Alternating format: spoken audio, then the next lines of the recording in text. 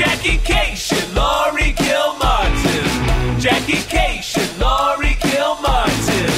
It's the Jackie and Laurie Show. The Jackie and Laurie Show. It's the Jackie and Laurie Show. The Jackie and Laurie Show. Please talk. I have a cookie and I don't want to say anything. Oh, fair enough. Then Kyle and I got here literally 3 minutes before you did. Oh, man. And we sat on your porch on the swing, and then you showed up. So I have this to say, my Lyft driver, because I took a Lyft over. Oh, yeah. Because Kyle's going to drive me home. It's great. But my Lyft driver flyered me. Did your Lyft driver flyer you? No, I took a taxi. Black History Cinema. Oh, cool. It's really cool. He All just right. moved here from Baltimore. Yeah. And it's blackhistorycinema.com. And let's plug it because Sure. he and his wife have been going around the world. He was about 65 years old. They No, really? Yeah. Oh, my God. Him and his wife have been married for 40 years. I don't understand that. What I love is that he said he didn't ask me anything about myself. He instead told me a fascinating story about himself, which I was like, I'm on board. So they moved up to Valencia because I guess their son lives here, and they're now closer to their grandson. Very beautiful. Right. But anyway, Well, that always works out. Grandma close to the grandson. Right. Someone to babysit. And but blackhistorycinema.com, for the last bazillion years, since 1982, they have been traveling around the world getting the history of black people. Wow. So they've been to Africa and Haiti and the Virgin Islands and all over America. And they went, much like yourself, from VHS to through all the different kinds. And so I was like, yeah, I'll do it. And I was like, so is it on Vimeo or YouTube? And he goes, no, we have it on our servers. I was like, you have all of this video on your servers? He was like, yeah, we're going to keep it. And I was like, fair enough, man. All right. Why did that bother you? Well, because to have his own servers of terabytes of very video, expensive to download and stuff? well, it's cheap now, but at Yeah. the time, Oh, I gotcha. it's weird. I mean, right. but anyway, I I'm want to ready go to to talk Black now. Okay, I'm going to go to Black History Cinema.com. No, I just took a cab. I old schooled it. Yeah. Plus, it's so easy to Burbank. get a cab in Burbank. You Yeah. just walk. You walk 20 yards, and there's Right. like 10 cabs waiting. Yeah, and there's- I always feel guilty because they're like, "Where are you going?" I'm like, "Not far," and they've been waiting an hour. You know? Right. Same with me with the Flyaway. Yeah. I took a cab from to the Flyaway, I think it was, and I live 2 miles from the Van Nuys Flyaway. Yeah. And I tip. I try to Yeah. tip. It's $15 a game. Yeah. 25. Yeah, exactly. Yeah. Oh, 25. So Yeah. it's a nice $10. Yeah. Sure. More than what he was expecting, and then he can zip right back to the airport and sit there for another hour. Sit there for another hour, and you got to do a lap. Oh, I'm so tired. So we're When both did you on la- East Coast time. Yeah. When did you land? 5:30 Okay. p.m. So At I got LAX? LAX. And the 405 was shut down, right? No, it was fine. Oh my God! There was like a massive accident earlier today, and Oh, really? It like must 40 have been- people were injured on a bus or something. my God. Yeah, and they shut down at least one direction of the 405. Wow. Yeah, it was awful. Yeah, Andy got there. We came back up. We went to dinner at a diner, and it was a delight. And then we went back to the house, and I uploaded the 2 episodes. I don't know what episode this is. On October 30th, maybe? Something like that. So, Yeah, yeah, I uploaded that episode. I uploaded the last 2 episodes for when I'm gone. And but I just came from. I did a show in D.C. and a show in Pittsburgh, where you were in New York. New York. Yeah. How were your sets? Okay. They were. I had 6 on the docket, and then the first one got canceled. Okay. So this is a 6 o'clock show. So I had 5. Yeah, And I love the went- disappointment. No, it was 5. It was fine. I went with this chunk I thought was like in decent shape. Mm-hmm. It's not. Right. Well, You know, it's I like, hate yeah, that. I genuinely loathe. I have a lot of the laughs are sort of me being in some sort of sync with the audience, and I'm like, this even though I know in my back of my head, I'm like, this is not a hard joke. So every time I go into it, I'm like, fingers crossed. Timing, knowledge of something. It's sort of, I don't know how to describe it, but it's not a hard joke. Yeah. And you have Is it a joke of recognition? Yeah, a little bit of that maybe. Yeah. And also, you have to have been paying attention. You know, I hate myself when I write those because I'm just like, no, we all have that experience. But then eventually a punchline comes. Yeah, I mean, it does come. And this happened with other bits, too, where New York exposes that it's a L.A. bit. Wait, is there differences between New York? Have you ever thought about writing a joke about the differences? Between New York and L.A.? Yeah. I'll get on it. Why don't you get on that? See what's happening. So that was like the first set was at the Stan's pop-up venue, which is now, this one was at the Soho House, which is, that show was filled with people I would never have a conversation with. It's people at the Soho House, right? And no, I don't know what that means. Please, we have a lot of time to fill. Tell me more. Who are they? Young, white. I made a Kavanaugh joke and they oohed like they were pro Kavanaugh. It's a lot of bankery sort of shitheads, stuff like weird. that. Yeah. The bankery shitheads. Write that down. So, it was a lot of slogging, and then I had to do some old stuff to mop it up. Right? Yeah. Oh, yeah. And then went up to stand-up, and stand-up was good. Good, but I was still like, oh, fuck. It's this bit, it's not just because it was in front of those bankers. It's like, there's It wasn't them entirely? Yeah, there's some flaws that I have to fix, and I don't. Fuck. Like, I thought it was further along than I am. Oh. Then I went to the Broadway, and that was good. I switched the order a little bit, and I just did some solid stuff right up front, and then I went into the more wobbly stuff, and that helped me because I had some credibility with the audience, and I got to listen to that set because there were some good little tags and stuff. And then I went back up to stand-up, and that was fine. But again, it was like I was like, oh, it's a Saturday night in New York. Yeah, I have to do jokes at work. Right. I can't fucking can't entirely gate work with a new 4-minute chunk, right? Right. And then I went down to... You got a new 4-minute chunk about Kavanaugh? No. It was just like a quick line inside of it. And then I went down to Greenwich Village, which is right next to the Comedy Cellar, which is weird because you're not allowed to... If you work that Greenwich, you're not allowed to work the Comedy Cellar, and it's 18 rooms. Yeah. And so... and I used to work the Comedy Cellar, and so I just kind of walked by, like, hoping no one would recognize me. But it was weird. I don't know. It's always weird to walk by any club ever. Yes. And not have them grab you and go, no, you got to go up. You want to do a set? Louis late. You want to do a set? I have my emergency set on me at all times. If anyone were to need stand-up. On Friday afternoon, because I took a red eye out on Friday night. Right. So I had to go to Macy's to pick up some jeans that he ordered. And Macy's is right next to Flappers. Yeah. And I was like, it's Friday night, and I'm near a comedy club, and I'm not going on stage. And I felt like I'd been wiped off the earth. Right. Even though I was getting on a plane to go to work 5 rooms in New York. Right. There's not enough. I was offered a set tonight, right after I landed, and I was like, sort of. No. Where was it? Huntsberger's. You know David Huntsberger? Yeah, where's the gig?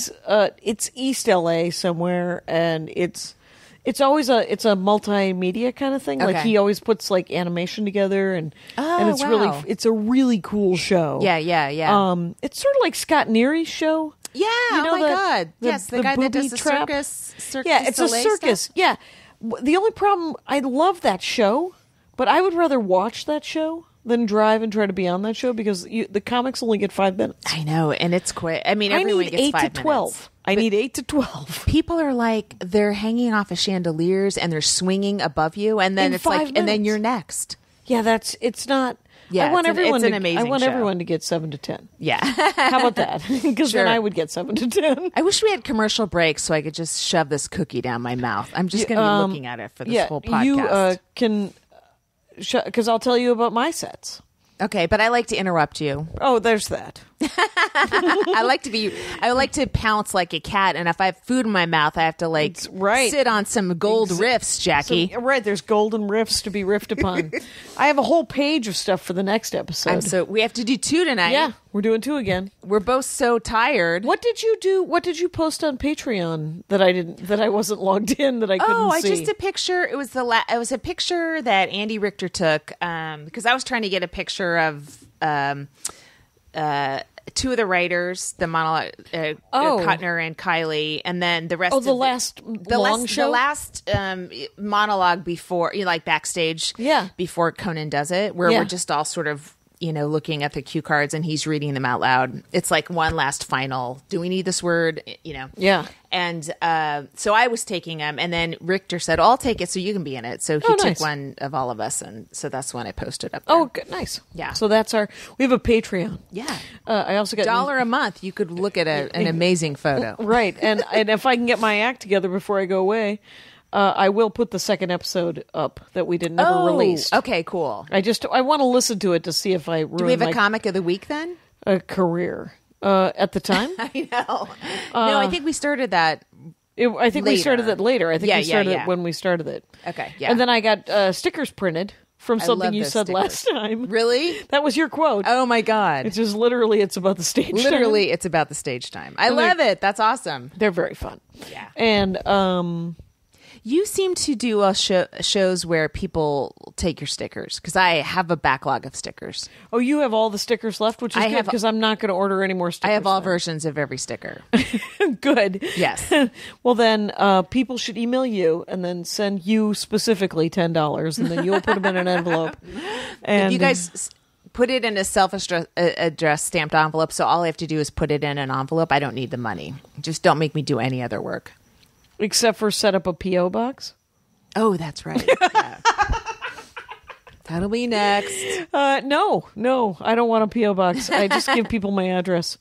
Oh, my God. I know, but what's going to happen? It's people... Someone might steal your kitchen floor. Oh, true. The only thing there is no pop-ins. Did I ever tell you that Runtowski got me my apartment? My only apartment I ever had by myself. It was beautiful. I know you've only been lived alone for 1 day, but I'm so jealous. I lived alone for almost 3 years. Oh my God. I almost kept it when Andy asked me to move in with him. I was going to be like, I'm mad about cheap? you.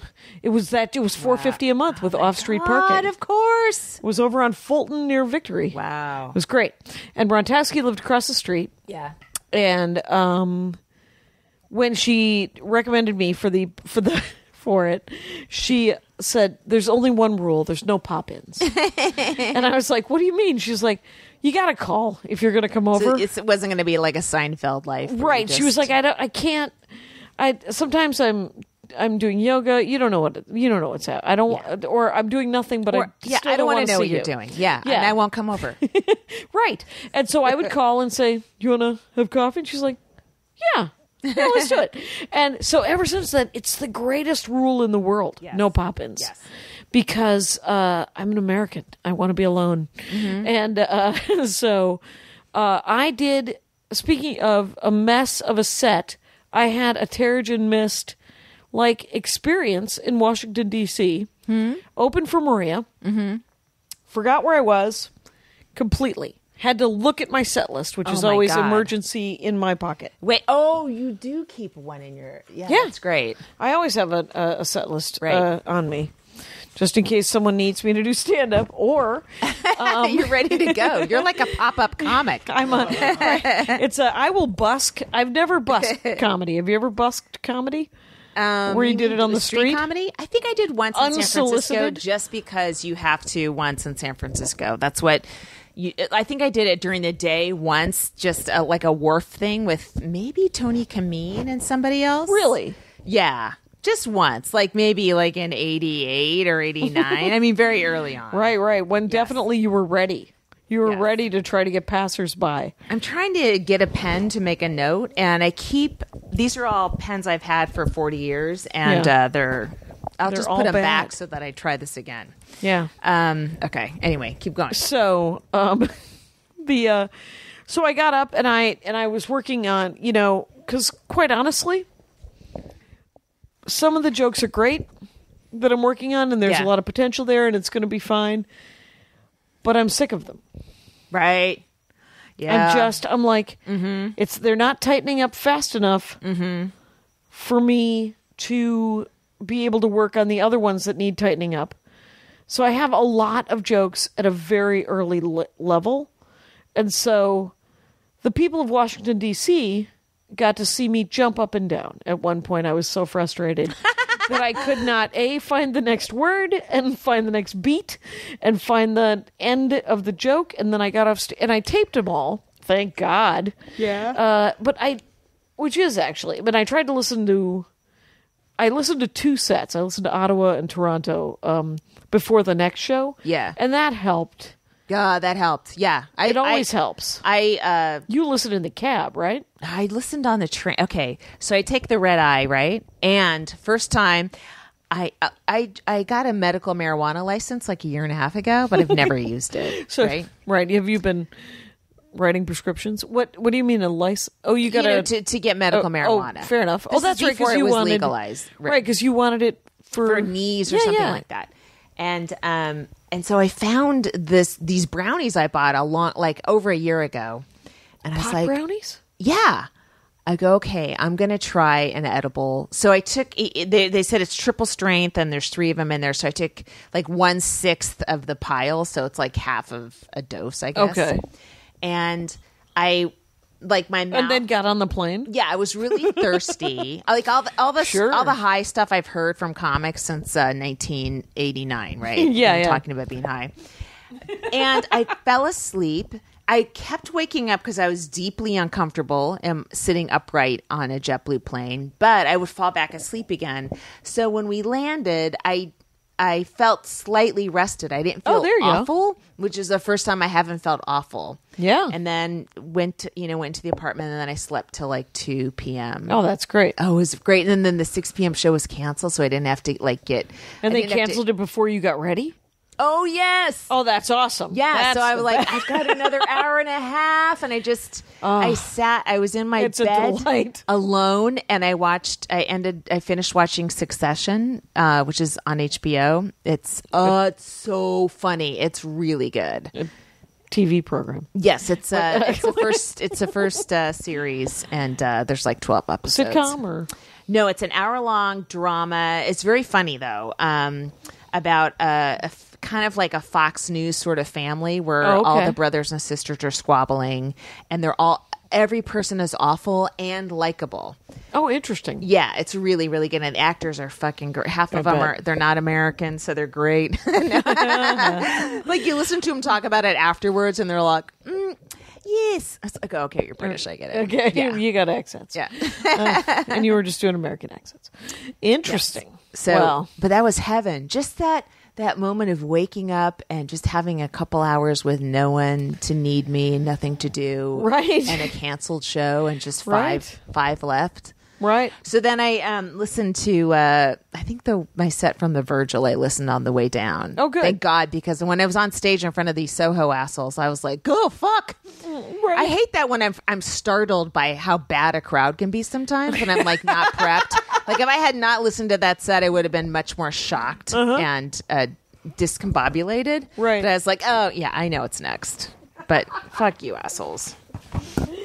To be startled by how bad the audience is.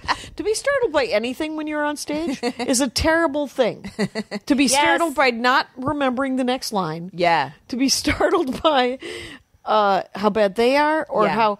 You know what is pleasant? What? When you say a line that you did not know was coming, and that is a happy startlement. Yes. That's what that is. It's delightful. Yeah, that's a good time. And then you try to replicate it, and it never works again. No, it does not work again. You continue to. That's why stand-up is a live art. It's a living because it's a living thing, and it's you and me and you, the audience, and me, the performer. That night we are in some sort of sync, and that's all it is. And then it goes away when I leave the stage, and you walk out of the club, and it's over. Mm-hmm. Mm-hmm. We'll try to replicate it on our CDs and on television, but it won't be the same. It won't be the same. It might be better. You don't know. It depends. I mean, sometimes you don't replicate that joy in that moment. But I love it when you can replicate like it, and what you do is you kind of find the heart of it and then find another line or two to go off of it. Mm-hmm. It's you ever think about like Sarah Bernhardt? You know who she is? Yeah.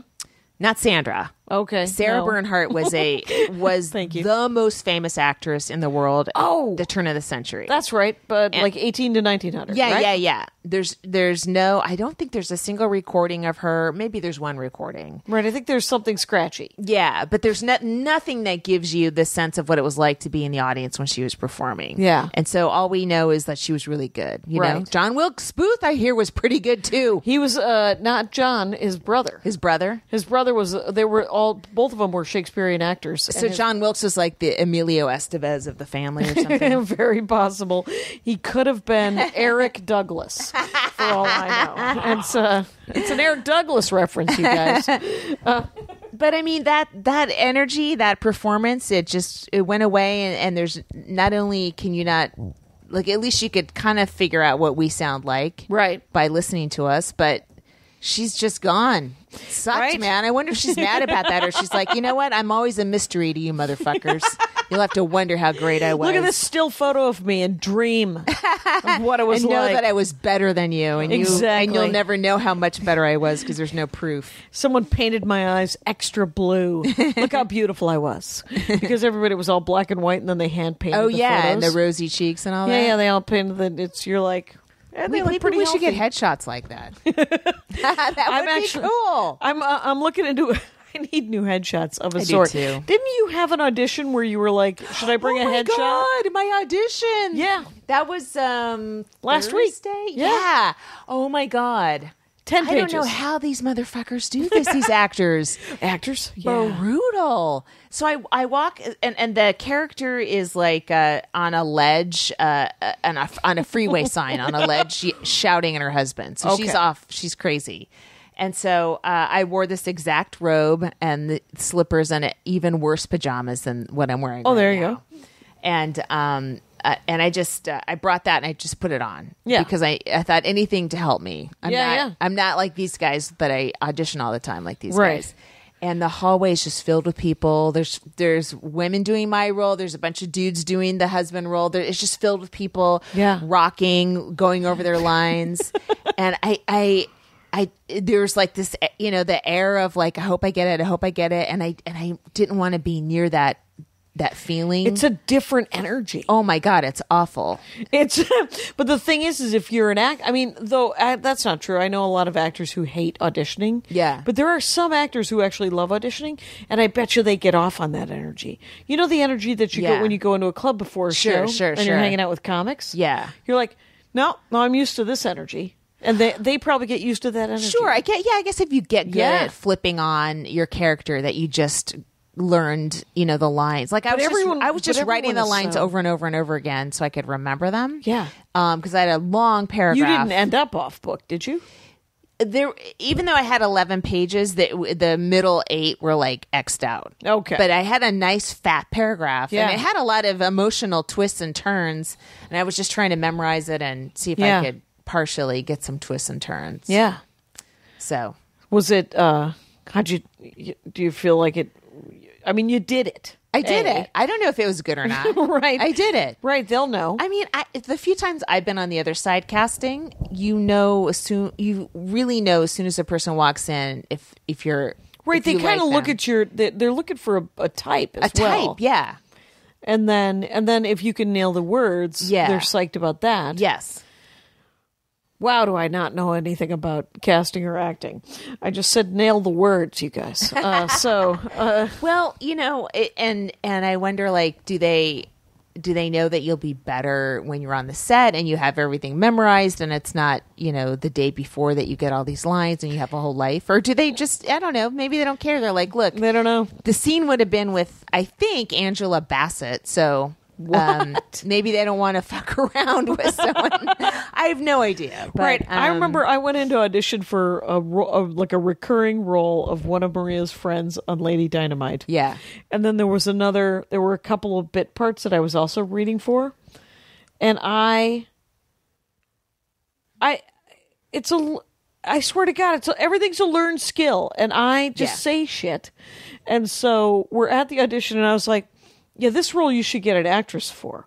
These other two, I'm willing to read for those. And she was like, well, read for all three of them. And I was like, yeah, but I think I'm better for one of these small. So you had to read for 3 parts in one audition? Yeah. That's 3 different character. Yeah, 3 different characters. Character Bibles you had to write the night 3 before? 3 different sides. Oh, my God. Yeah. So it's very difficult. And I guess if I had chosen that life, because I originally wanted to be an actress before I found stand-up, maybe I would have gotten good at it. I don't know. But I walked in going, wow, this is not what I'd want to do. I don't know that I ever heard the tale of you finding stand-up. Were you bit by the comedy bug? I was bit by the bug, Jackie. What kind of bug was it? It was a virus, and it's killing me. Slowly murdering me. I had a wine on the flight, too. I had a trout. I went to a diner and ordered the baked trout. How weird am I? That is an odd diner choice. It was. It was a very nice baked trout. And then it had steamed vegetables with it. And now I'm eating my second cookie. My mom says you guys can have cake because she had her 81st birthday on Friday. Aw. So I bought her a cake. I remember it a little late in the day. And then I went to Vaughn's. This is where you get all your good mom stuff, right? I went to Vaughn's and got her 2 bouquets of flower and a cake. Oh, there you go. Yeah. It looked better than it was. Right. Yeah.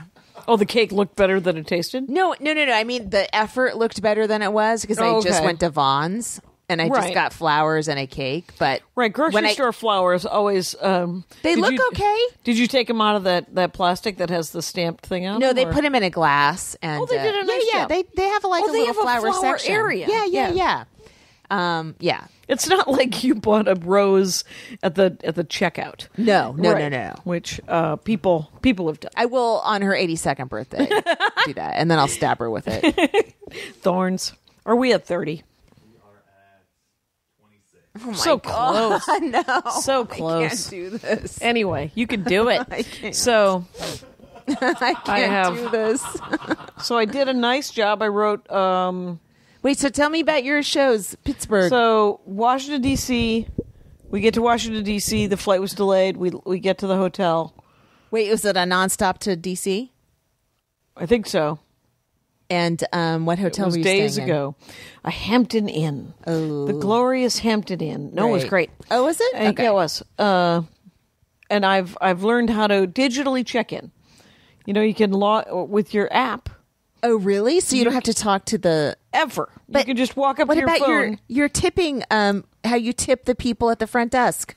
Well, what if I go in and it's and there's no tub? But I have a trick now. Wait, so you go to the room, there's no tub, and then you go back and say, yeah, but there was a tub because I have a trick now. What? It's because I picked my own room, and if you pick a room with 2 beds, I'm You'll only get a going to use tub? one. There's the odds are better for you getting a tub because they think it's people with kids. I didn't know that. That's very smart. And then the weird thing is we stayed at the DoubleTree last night by the Pittsburgh airport. Mm-hmm. And so I come out of the room, and these 2 women come out of their room across the hall, and they're like, "Can we see your room?" And I was like, "What? That's something you would do. That's a very vacation family. It felt like a moment. There. And I was like, yeah, what do you need? And they're like, we just want to see we have a handicapped accessible room. And I said, well, do you have a bath? Because that's all I'm interested in. And they said, what? No, we just need to see. And I was like, no, tit for tat here. I get to see your fucking room if you're going to come see my room.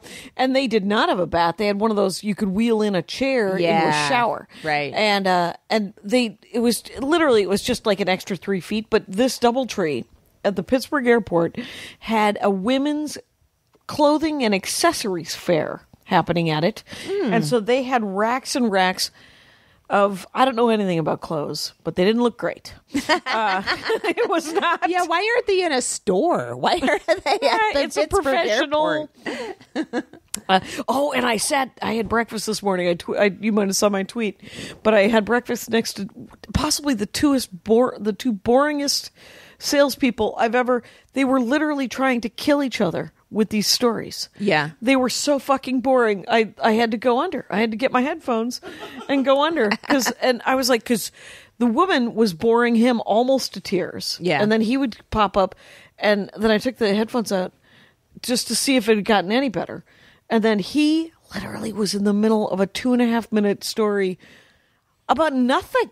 Her story was boring, and it was about her son her daughter having a jersey, having a shirt. Jackie, the fact that you're recreating a boring conversation on our podcast is a new low. Just a silent nod from Kyle. Yeah, we could end it early. We don't have to go an hour. Sit through this. But the thing is, the Washington show drove me nuts because I got lost in the middle, and I had to, and it was fine. Were you jet lagged or something? I don't know what I was. Yeah. I was punchy, and I literally went so far into the vault that I did my dad toupee joke, which is from 97. I did the Terrigen Mist joke, which is from 3 years ago.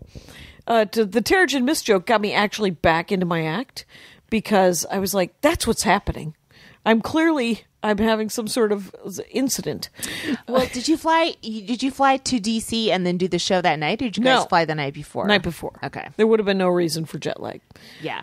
I did walk around a little bit. I had lunch with the woman who designed my Hero album cover. Oh, cool. And that was nice. Yeah. And then the next day we did fly. We flew to Pittsburgh and did a show that night. Was it like 2 hours though? It was it was like just an hour. Oh, that's 15 like max. flying to San Francisco. Yeah, it's just an up and down. It was a 5-hour drive, or a flight. Oh, I see. Yeah, and I was like, "Can we?"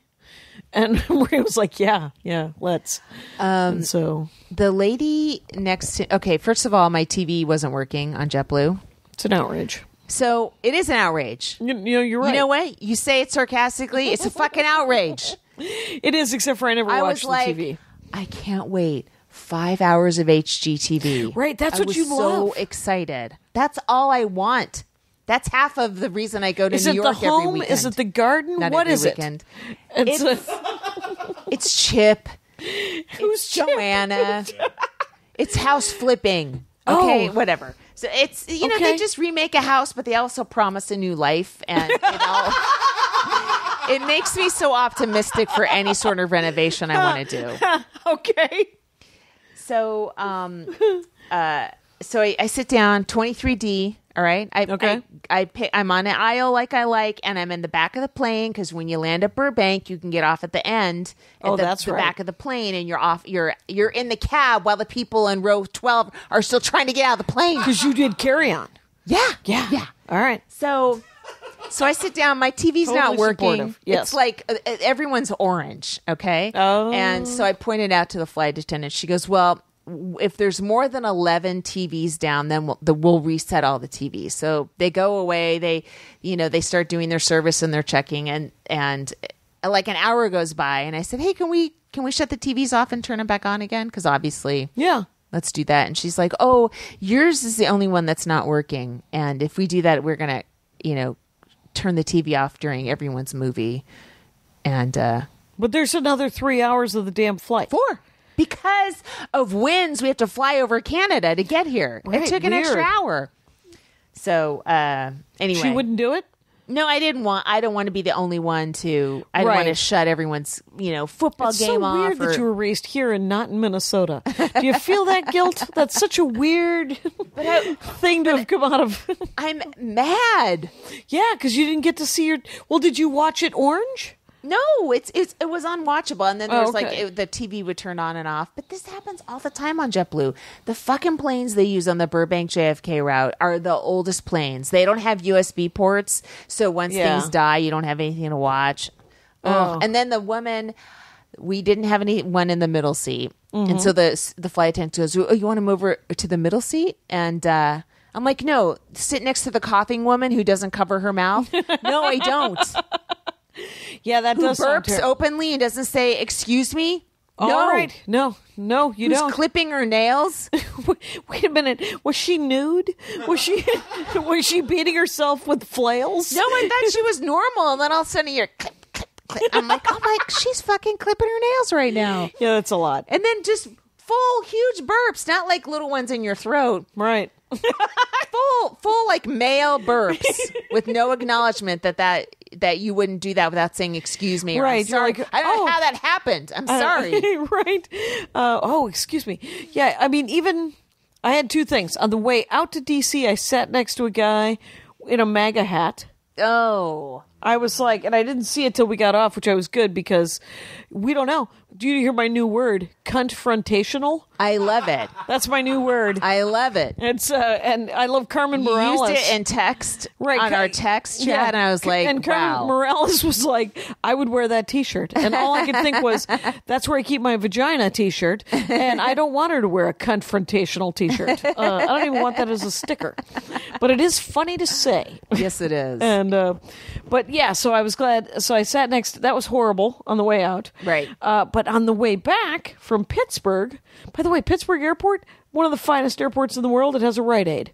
And it was silent, blessedly silent. Wait, no music, you mean? Yeah, there was very little music going on. Well, there was only music. There was no TV noise. Everything had captions. Oh, that's good. Closed captions. Was it mostly Fox News they were playing? What did they play in Pittsburgh? It was MSNBC and CNN. Oh, okay, good. Yeah, so good for them.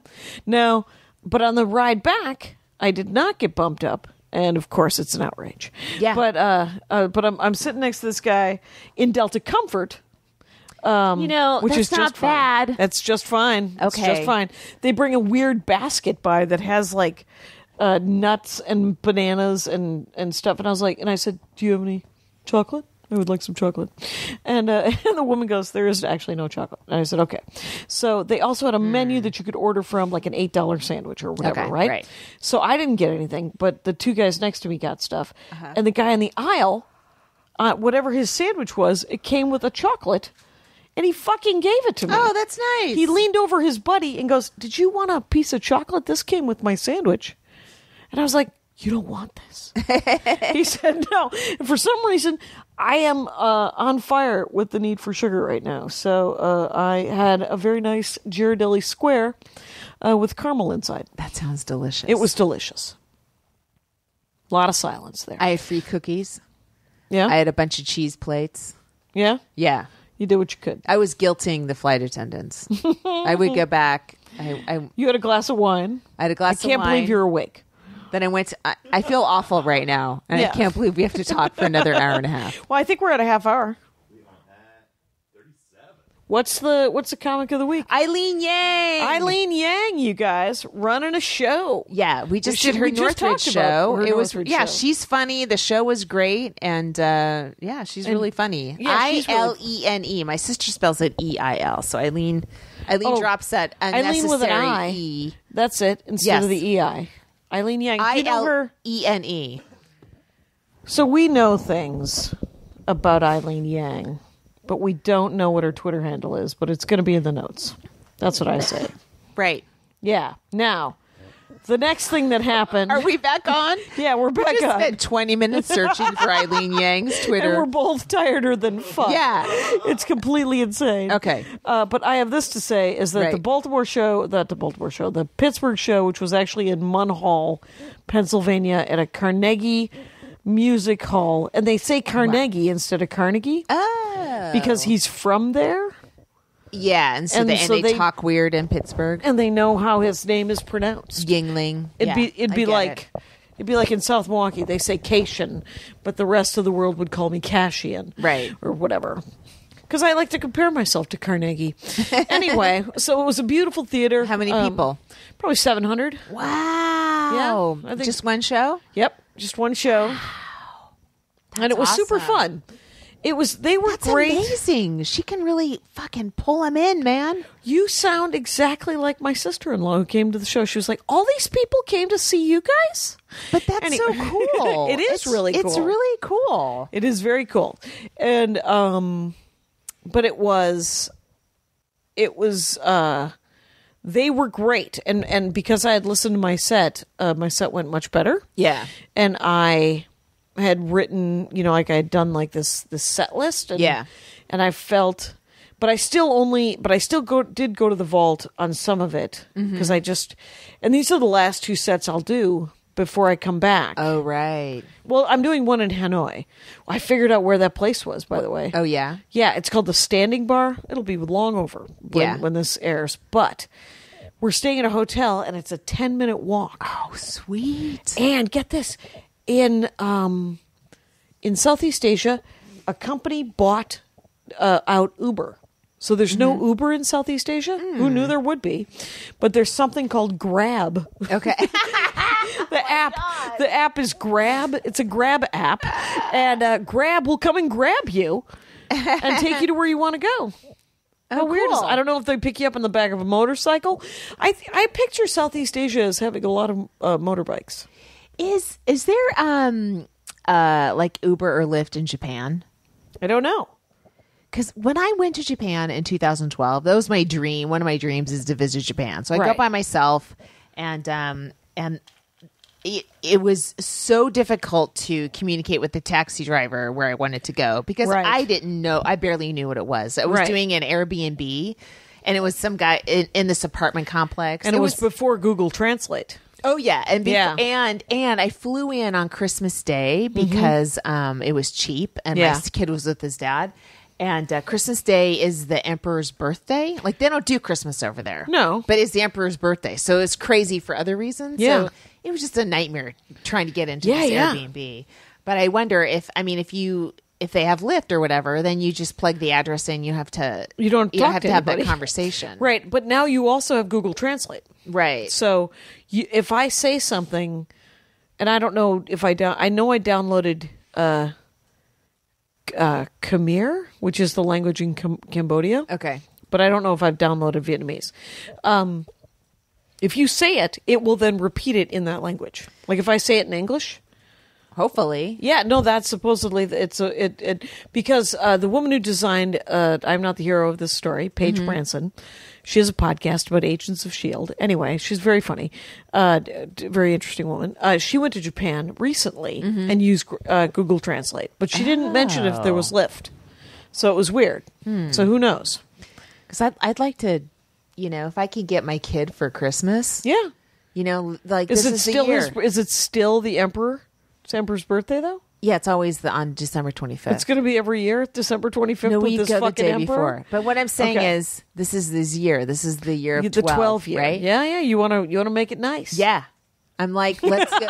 I don't want to go to Disneyland here. Let's go to fucking Disneyland in Tokyo. Disneyland in Hong Kong, and it's now full of Americans. Disneyland Hong Kong, I've been to. It was amazing. Universal Tokyo is supposed to be amazing. Wow. But why don't you ask him where he wants to go? Is there any place he's always wanted? Like, has he always wanted to go to Australia? That's not how I parent. Oh, excuse me. I'm so sorry. He is. I say this 12. is where I'm taking you, right? Because this is the memory I want you to have of me when I die prematurely, having never lived by myself. You sound so much in hope. When do I get to go? Having never lived by myself. I did yoga today in Harlem at the Studio 145th. Mm-hmm. And then I got on the plane. Yeah. And you know what I did on Friday is to exhaust myself. I swam in the morning, went to work, and we got out in time for me to do yoga in the afternoon. So I did a Bikram in the afternoon, and I got on and then I had the edible, and I was like, ah. Right. You didn't take an edible on the way home here? No, I didn't want to. And plus, I don't know if you're allowed to have them. Everyone gets high. Okay. Right. You are. I would feel uncomfortable unless I knew the laws. Could I have any sort of edible in New York City? Literally, whenever I meet somebody who's clearly not an addict. Right. Yourself being the person in this story.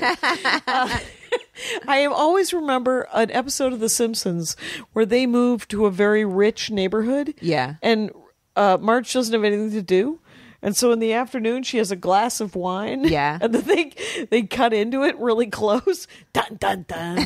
And so she has one glass of wine, and it clearly it's going to ruin her life. Yeah. And as opposed to Homer, who drinks a keg of beer every day.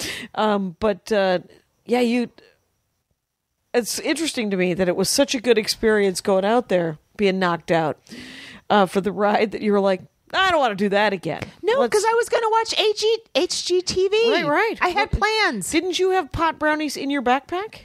No. I just took a little bit. I took a little bit here at the house. I have them in the freezer. Oh, I see. And it's you're not carrying them in your backpack like I would? No. And eat all of them? There's fucking German Shepherds and drug dogs all over the place, Jackie. I don't want to get smell like at. coffee and Botox. I don't know what I want out of life. That's not a segue. No. I'm so punchy. So I don't know where. What are we at, 50?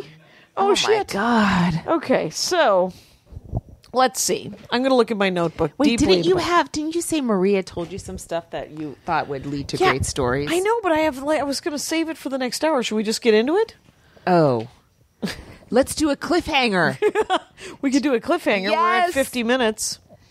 I could tell you this. This is a Maria story that she told me. Okay. Because, okay. Oh wait, there's a comic in Seattle who might be a Proud Boy. Oh yeah, I got an email today. Oh my God, that's crazy. Yeah, this guy marches. His name's O'Neill. I don't know who he is, but find him yourselves. But I don't know who he is. I don't. The comic who emailed me is an old friend of mine who wouldn't ever like to think that this guy was lying or was trying. Should we bleep this guy's name just in case he's not? No. Okay. No, because I only gave his last name, okay. And it's not Patrice O'Neill. It is not Patrice O'Neill. Has May not he rest come in back peace. from the dead to march with the Proud Boys in the Pacific Northwest. But yeah, I got this weird email. Essentially, this is what I decided, is that if you spend a fair amount of your time reading the news, which is the only way I get the news. I will not watch it. I will not listen to it. Mm-hmm. I will only read articles. And Andy's aunt was like, "Where do you get the news?" I get it mostly from the BBC and the Guardian. I try to go foreign. Mm-hmm. I don't even mind Al Jazeera. I think that they often have an interesting they do. take. Mm-hmm. So, but if you read all those articles from all those places, you become enraged. And then you post them on your social media, your personal social media pages. In my case, my Facebook and then my Twitter feed. And then people think, well, you're going to want to know about a dirtbag. And they always come to you with comedy dirtbag news. Like you're gonna make calls. And that was what you have. And I did. And we all know how that worked out. And but it was literally that's how I came up with the word confrontational, so that I could, because I was like I don't know the guy. I've never even heard of him. Right. I even Googled him. Yeah. Because he gave me his name. It might have been O'Brien. I don't remember his name. Whatever. It was something Irish. And but if he's a Proud Boy, then he's a Proud Boy, isn't he? So, fuck that guy. Oh, yeah. And did you notice that all the Proud Boy guys in New York City had masks on? They all had scarves over their faces. No, I saw a picture where they were unmasked. And, and at least 3 of them weren't white. That was shocking to me. Yeah. I saw in one picture is 2 Asian guys and a Latino. Up or? Okay, interesting. No, they still, how can I explain them? But I do know confused. That Gavin McInnes tried to do stand up at the Stand and he bombed horribly. And Patton has said this: these people are failed comedians. Yeah, they can't do it, so they come up with the next best thing. Glenn Beck used to be a stand up comic. They still know how to like get an audience enraged. Guys. Anyone can get an audience pissed off. You can't make them laugh. You're not good at that. So they do the next best thing, which is get them angry. And then they judge comics and they're like, they're all liberals. And you're like, that's because it's what makes, like, there's the weirdest thing about stand-up, separately from the politics of it. unless you want to talk more about the politics of it. No, go ahead. Okay, is that I used to think that if you were smart enough, you could do stand-up comedy. Because I know a woman who did stand-up comedy in the 90s, and she was so smart, and her writing was so funny, and she was a terrible stand-up comic. Right. Because she could not... I don't know. It wasn't likability. She wasn't unlikable. Yeah. There was just something wrong with the stage presence and the delivery, and her career is fine. Yeah. Here we go. You know her? Very famous. Oh, I don't. Producer. Oh, wow. Yeah. Okay. Like literally, she went from comedy writing to, I think she owns the world. So she makes more money than we do? All the money in the world. It's just fine. What She a probably has gift dogs. to suck at stand-up. Yeah. But to be able to... And to turn your attention to something else. Yes, but to be able to write funny, oh my God, that's the dream. I tweeted some story today, and Matt Bronger was like, Jackie Cation should run for president. And two people were like, you really should. And I'm like, I don't need this kind of pressure. I don't even want to run for school board. I hate meetings more than anything in my life. And I know that, I know that's what it would be. That's all governing is, or all it should be. It's one committee meeting after another. It's a lot of his executive time and private time. Elaine Chao, apparently, she's McConnell's wife and the Secretary of Transportation, or whatever they handed her. I mean, it's just like, why? Why are you the Secretary of Transportation? What are your transportation chops? She has a driver's license. So she's had like 200 hours of private time in her office. It's just scheduled out. That's just part of her official, schedule.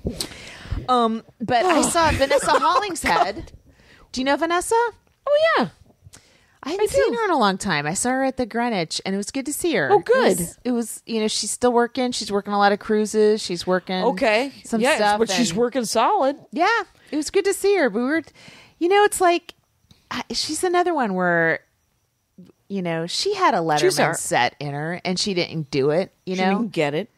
There's a lot. I don't know. I was like, I don't know if I want to even be a wick dipped in this wax again. But there's a lot of us that had maybe one Letterman set, or if you're a competent comedian and you can figure out how to work in front of different crowds, you can come up with 7 minutes that will work on a late night set, or 5 minutes. It's really a 5-minute set now.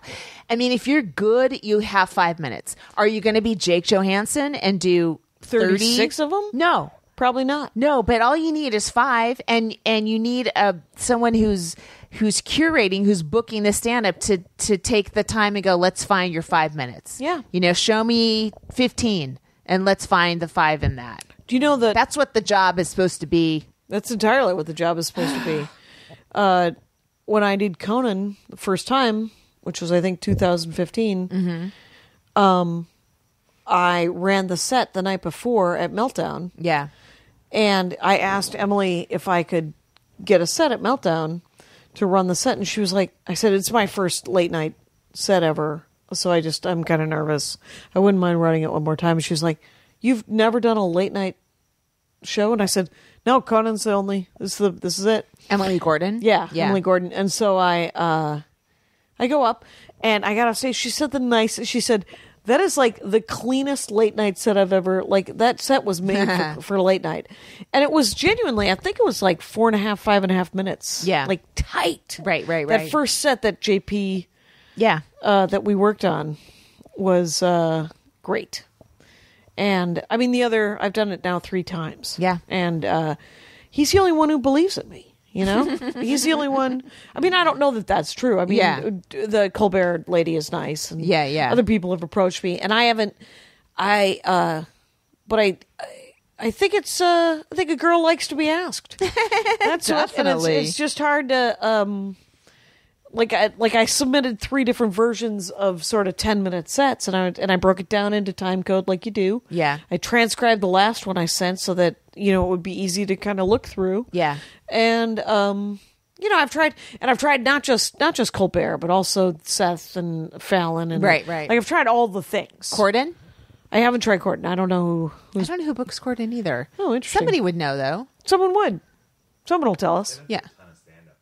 No, They don't. But I do like the idea of like, because I remember submitting, like this is in the last 2 years, I submitted a political set, I submitted a new silly set. I put in all the different kinds of comedy one might enjoy, Right.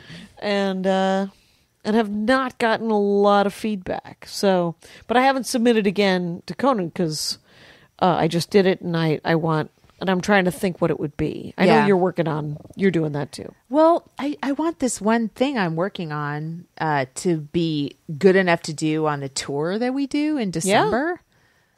And I thought, I've got it. How long are the and sets going to be in front of him? Do you know? I have no idea. Probably no more than 15. Right, because it's going to be 3 comics than him?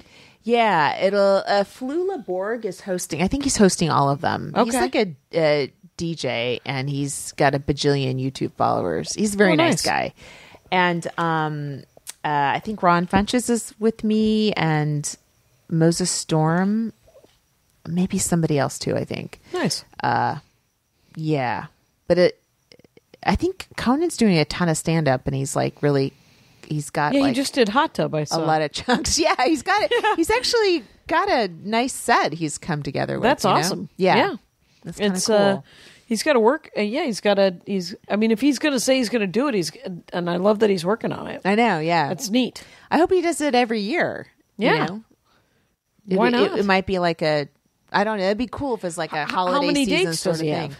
I think it's 18 cities. What? Yeah. I'll tell you something. By the end of that 18 city run, that'll be a tight 45 or whatever. The last night is in San Francisco, and I'm on the last night show. What's the date? It's the 15th. It's Saturday the 15th, I think. Of December? Yeah. Mm-hmm. I think I'm already working. What I want to do, if I can, I would love to see the last show. I want to bring 18. my son on the last one. Yeah, if we're not flying from someplace weird, because if we, I don't know, that's probably the one and only time I'll have a semi rock star experience, or at least one of the first times, and then it'll be fun for him to see. You it. never know. I think it'll be yeah. I mean, your life's pretty rock star. I mean, you get to meet famous fucking people. 23D. It is rock star. You owning it. I feel like we're close. On the nose. Bye. Okay, bye.